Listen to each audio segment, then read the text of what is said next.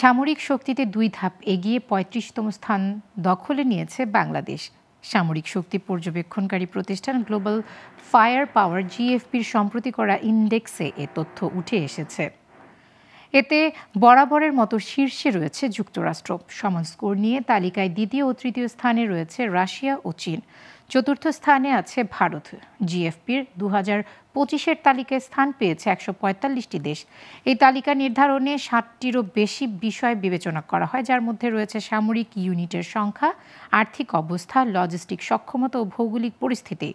জিএফপির ওয়েবসাইটের তথ্যানুযায়ী তালিকায় পঞ্চম স্থানে দক্ষিণ কোরিয়া, ষষ্ঠ যুক্তরাজ্য, সপ্তম ফ্রান্স, অষ্টম জাপান, নবম তুরস্ক ও দশম ইতালি। এবার পাকিস্তান 12তম স্থানে রয়েছে। তালিকায় বাংলাদেশের পরে 36তম নেদারল্যান্ডস।